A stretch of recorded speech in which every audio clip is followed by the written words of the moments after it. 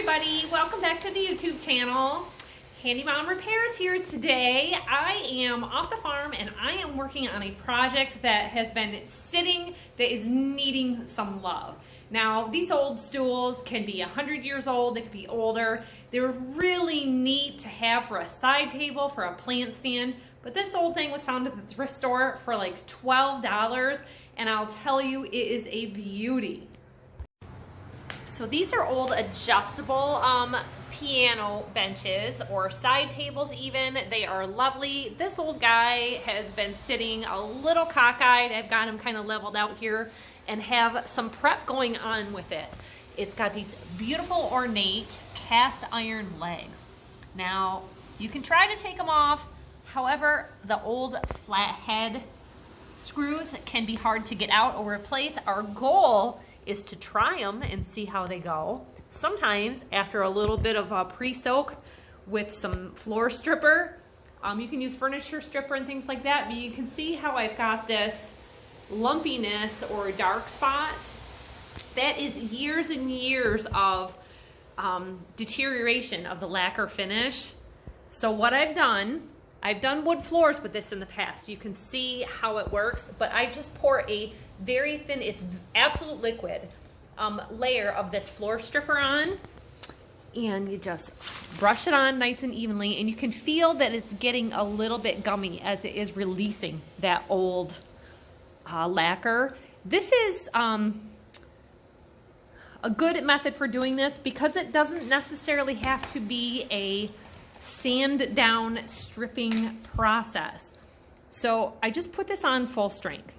You can also do it diluted. The actual label instructions for this is like in janitorial applications. Like, think of old schools. When you walk into a new school year and it's got that smell to it, they have stripped and waxed those floors and given them a new good seal. So all those old layers have to come off.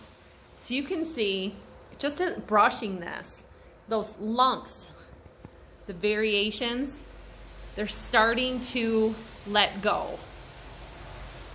Now you're gonna wanna do this in a well-ventilated area. I've got my windows and doors open because I am doing this inside today.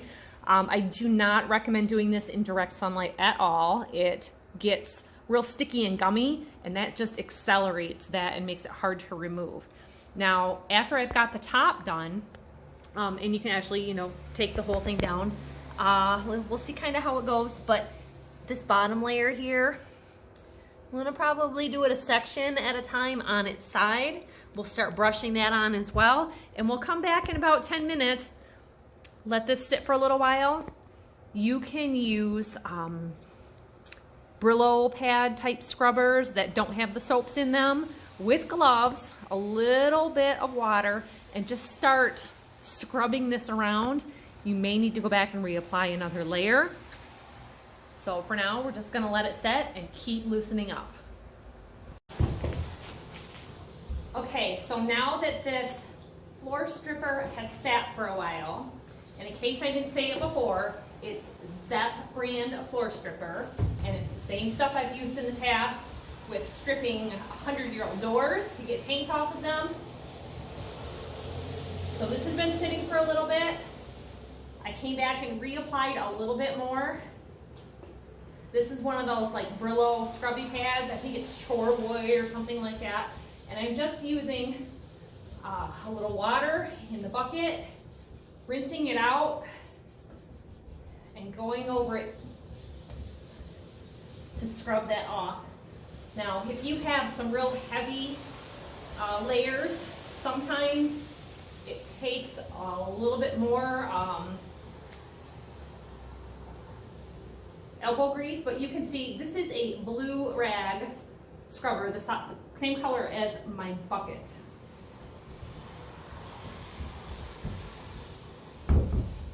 And then, because it's wood, you know, I just try to dry it and rinse it over and over.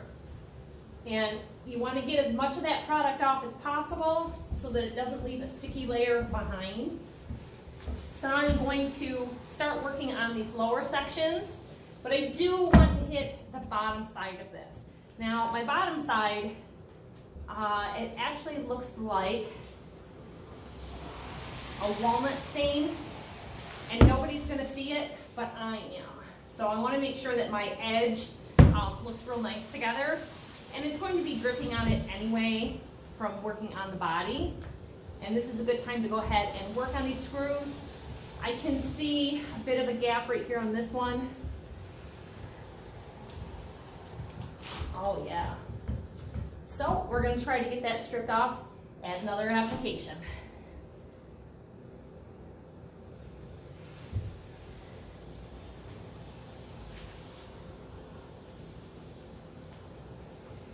This is a good project to do when you've got intermittent time available,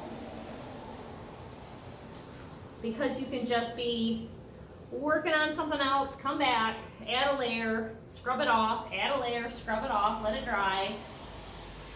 And that's my day today. You see I have an apron and I'm not wearing my best clothes, but for stripping it off, I'm wearing gloves.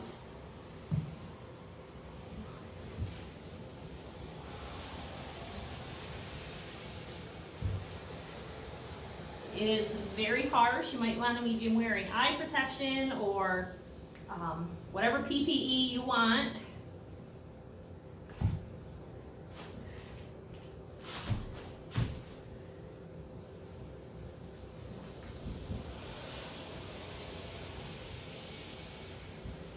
And I actually would like to get the legs off to be able to give them a new coat of like an antique finish. Antique wax from Waverly is a really good product to give it some shine. You could paint it black. They have black wax. If you wanted to do it a little different and ornate, you could do the white wax and give it a different look. But this is why it's a good idea to go ahead and do that bottom side, because I'm giving it all a good once over right now. And it's just coming off that bottom so fast. Now this doesn't remove stain, it removes the varnish or the final clear seal that is put on furniture. So we're just gonna go ahead and let this set aside. I'm gonna work on another project for a little bit, and I'll join you back here in a little bit. So I'm working on the floor with a shower curtain on the floor. You could use a heavy mill plastic. I'm actually working on my ceiling and the drywall behind me, so this was a great time to do this project because I already had the drop cloths out. Don't use fabric drop cloth. And now again, I'm just using the same scrubber to do basically like a wet sanding, scrubbing over all the wood. I'm going over the cast iron just to clean that up.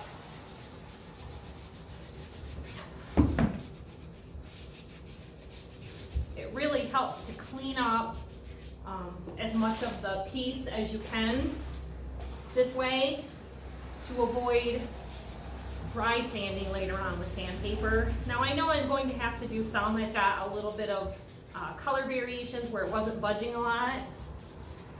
But this is basically kind of a scrubbing, loosing, and rinsing at this point.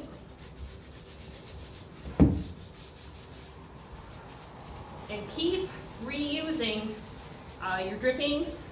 So as this was going down the piece and puddling on the floor, I was gradually picking it up with my paintbrush and reapplying it.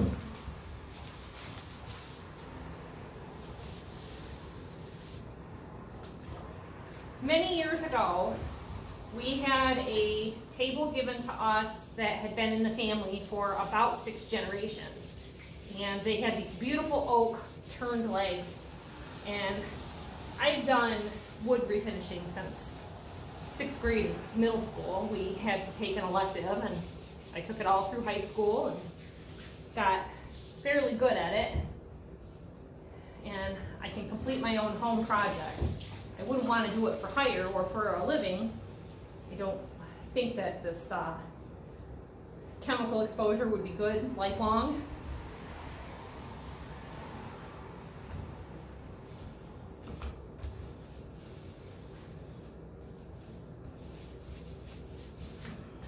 But essentially, what the fellow did for me, we have a local furniture repair, restoration, a lot of antique shops in the area, and he dipped them in a tank. And you can watch videos online about stuff like that, but that's basically real industrial removal.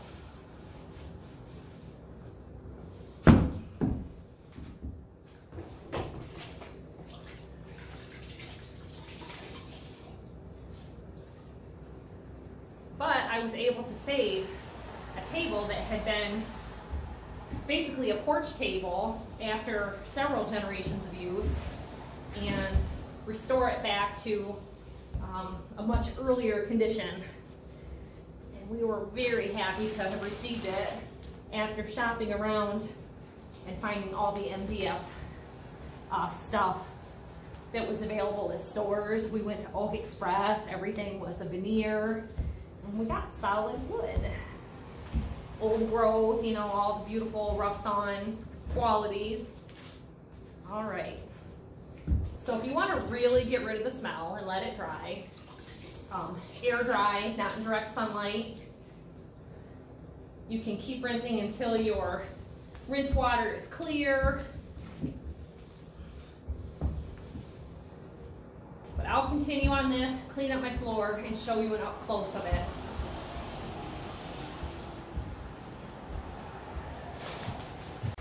So here is my piece stripped, and you can see like it's had some life with some light spots, rubbing damage.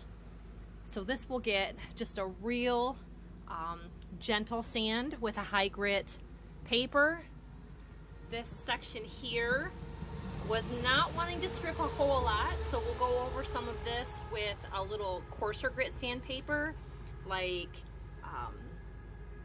80, 100, 120, work our way up to like 220, and the legs turned out beautiful. Look at that.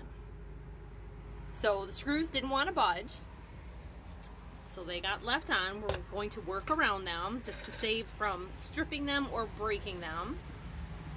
It's working beautifully. So we're going to let this just sit and dry, and then I'll come back for the sanding tomorrow. You do not want to sand the wood while it's wet because you'll actually open up those pores and cause damage. Okay, so here's my piece thoroughly dry. We let it get all nice and dry before any sanding, and I'm just going to go ahead and even out this layer of stain or varnish that's left behind. Usually it won't take off like stain colors. It just kind of depends on how deeply penetrated it is. I can see just a slight bit of crackle right there, which means there's still just a little layer of lacquer over that. And these cast iron legs were japanned or painted black at one point. You can look up japanning recipes. I know I don't have all the ingredients for that, so model paint is a really good way to go for this detail work. So I'm going to go ahead and just do a light sand. You can see how there's a little bit of unevenness here from water damage over the years. There's even like some pink tones from something, maybe some Kool-Aid landed on it at one point, but just a nice natural patina, but not quite ready for a finish coat. So now we're just going to get to some sanding.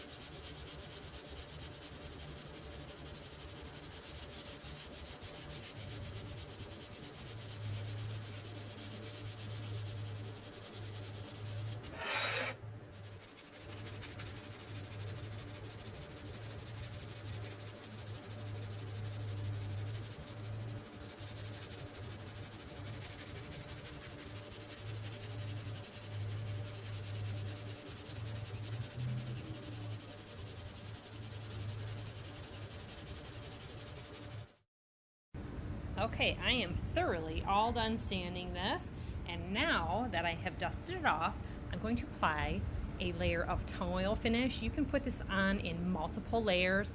You can rub it on, you can brush it on. I like to rub it on to let it really soak into the wood, and do multiple coats if necessary, especially on the top for wear or for protection. We use this on our wood floors when we are doing like a more gentle finish, or in between, like if we had a wood floor in a rental house, I would do a tung oil finish to restore it. It is great for old furniture.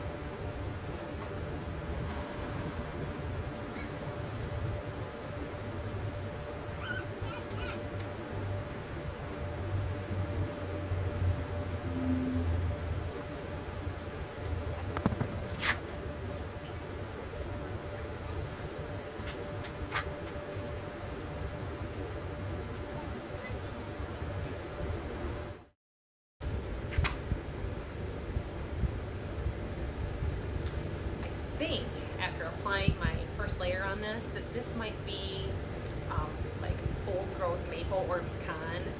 I really think it's pecan. And that red tint that I was getting, they put a mahogany stain on it. That's why that was showing up. And in the sanding here on the edges, I had a little trouble getting some of that out. There are detail sanders that you can work in those areas to remove it. But at the same time, you want to be careful not to lose your rounded edges. I'm not trying to make it look like a new piece of furniture. It's lovely.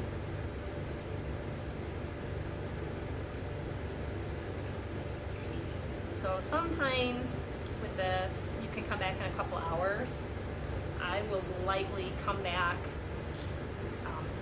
later today and add another layer to this, but look how that's looking. It's beautiful.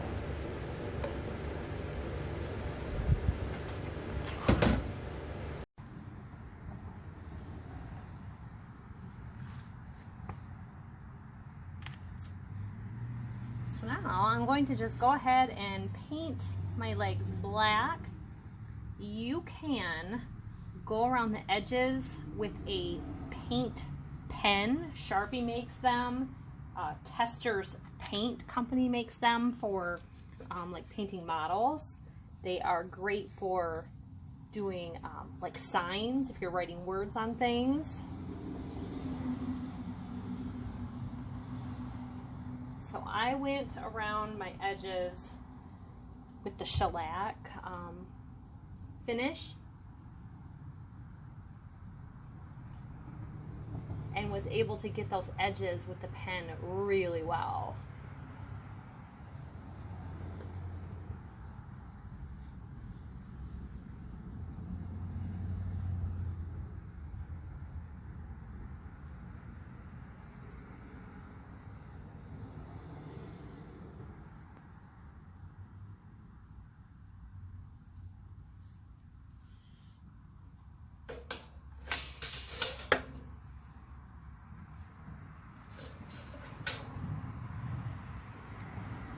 I'm doing like a satin black so that it doesn't look like super glossy, new. It is not that kind of piece, is it?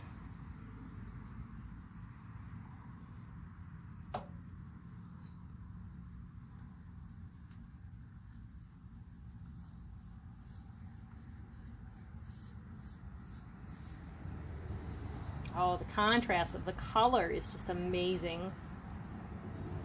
I love it.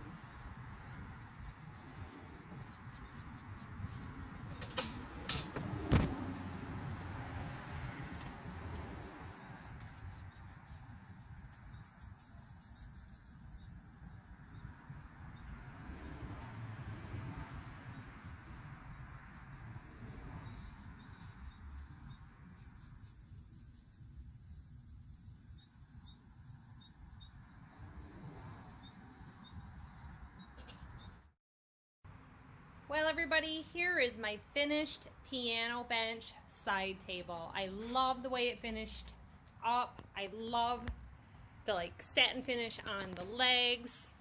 It is just wonderful. This is 3 coats of the rub-on tongue oil. As I showed you, I just rubbed it on with a cloth. Nothing much to it. Bit of an odor, so it's a good thing to do it outside. And we had great weather to work on it. If you're using tongue oil on your finish, read the instructions. It's good to let it harden and dry for a couple of days. Generally, when it is in your house on a floor, you would wait a couple days before walking on it, putting heavy furniture, anything like that. We're not going to use this for a side table for a few days to a week. I'll put it aside and we'll make sure that the kids have coasters for using it in the meantime until it goes over to the neighbors for Christmas. Because, you know, they're going to want to enjoy it a little bit too, as long as it goes sight unseen and unscratched in the meantime. Thanks for watching, everybody, and we'll see you next time. Bye-bye.